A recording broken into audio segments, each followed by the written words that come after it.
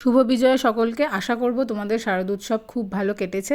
তোমাদের সাথে আমি স্টার্ট করলাম আমার Durga Puja mini blog series share করা। দিনটা ছিল পঞ্চমী, আর বিগত 20 দিন ধরে আমার মায়ের চোখে ইনফেকশন হয়েছিল বলে মার শরীরটা একদমই ভালো ছিল না। এই দিনকে মা সকালে চশমা পরার পারমিশন পেয়েছিল, তাই মাকে নিয়ে চলে গেছিলাম আমাদের বাড়ির একদম কাছেই কিশোর সমিতি, যেটা বোড়াল বয়েজ স্কুলের মাঠে হয়, এই থিমের প্যান্ডেলটা দেখতে এবং দেখাতে। আর প্যান্ডেলটা কি অসাধারণ করেছে তোমরা দেখেই বুঝতে পারছো। বাংলা সাবেকি থিম রয়েছে, টেরাকোটার জিনিসপত্র রয়েছে, শাখা পলা, মানে পুরোপুরি একটা বেঙ্গলি সাবেকি থিমের ওপর এটা করা ছিল। মা এখানে বসেছিল আমার সাথে। তারপর এই প্যান্ডেলের সাথে সাথে এই প্রতিমার কথা তো আর আলাদা করে বলার কিছু নেই, তোমরা চোখেই দেখতে পাচ্ছ ভীষণ সুন্দর দেখতে হয়েছিল এই দুর্গা প্রতিমার রূপ। আর হ্যাঁ, এই দিনকে আমি শাড়ি পরেছিলাম। এখনকার সময়ে দাঁড়িয়ে শাড়িটাকে ভীষণই গ্রেসফুল আমার মনে হয়, আর একটা নতুন ভালোবাসা হয়ে দাঁড়িয়েছে শাড়ি।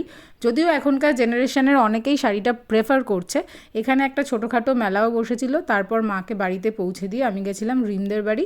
সেখান থেকে আমি, রিম আর প্রিয়া রিওবাবুকে নিয়ে চলে এসেছি আবার সেই বোড়াল মাঠে। একদমই তোমরা ঠিক শুনেছ, এখানে ফাংশন হচ্ছিল, উদ্বোধনী সঙ্গীত হচ্ছিল। আমি সেম প্যান্ডেল একই দিনে দুবার দেখলাম ব্যাক টু ব্যাক। কারণটা খুব সিম্পল, প্রিয়া আর রিমের সাথে কোয়ালিটি টাইম স্পেন্ড করাটাই ছিল রিজন। প্যান্ডেল বা প্লেসটা যেখানেই হোক না কেন ম্যাটার করে না। এখানে আমরা প্রত্যেকে প্রচুর ফটো তুলেছি, ভিডিও করেছি, অনেক গল্পও করেছি, আনন্দ করেছি। এই মেলা থেকে প্রচুর খাওয়া দাওয়াও করেছি।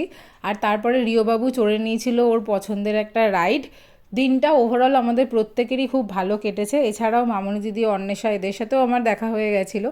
আর এরপর কিছু পিকচার্স তোমরা দেখতে পাবে আমাদের হ্যাপি মোমেন্টসের। শাড়ি পরে আমাকে কেমন লাগছে জানিও। তোমরা কারা কারা শাড়ি পরতে ভালোবাসো সেটাও জানিও।